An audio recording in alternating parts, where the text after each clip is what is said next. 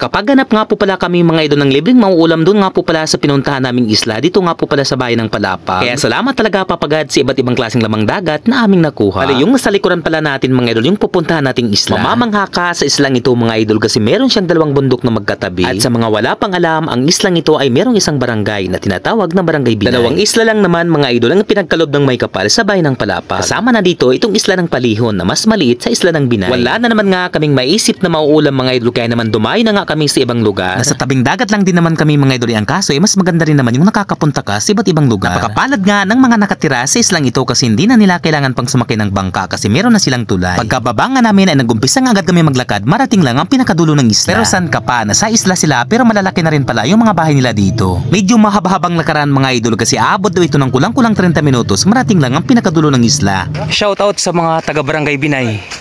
Dito kami mga idol sa inyong lugar. Dami namin oh. Grabe mga idol. Bali first time ko po makarating dito sa Barangay Binay, dito mismo sa kanilang pakulod.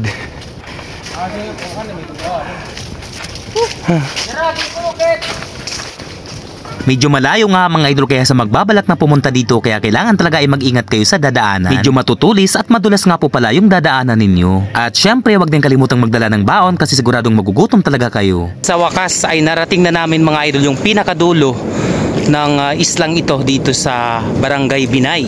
Ito kasi mga idol yung pinakamalaking isla dito sa bayan ng Palapag. Yan mga idol oh, ang tawag doon sa maraming mga kahoy ay puot kung tawagin dito sa Samar. So dito po yung lambat mga idol, tapos andun yung mga isda. So titingnan natin doon maya't maya kung ano yung mga iba't ibang klase ng isda yung mahuhuli. Bali yung isla po na makikita ninyo mga idol, yan yung Batag Island, sakop po ng bayan ng Lawang. Andun po yung Parula.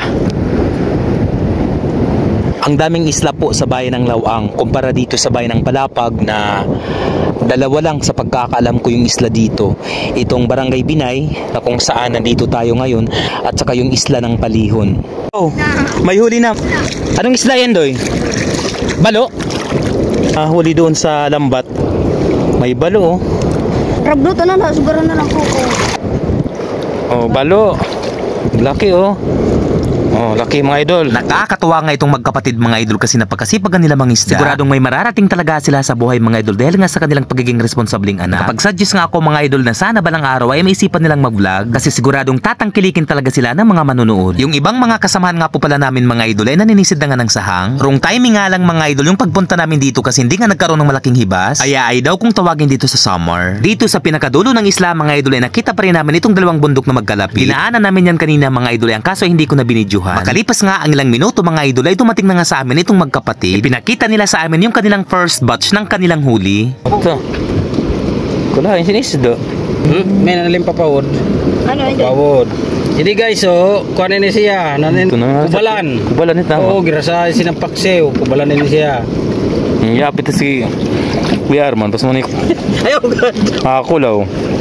Jadi mano, nasa tengah sini. Bukaw ini siya. Bukaw. Takarasa kitong. Hirap ng buhay namin talaga. Ano? Balawis. Ano siya, balawis. Yan, may mga sahang na. May sahang na agad. Oh, yan oh. Mga kwansira.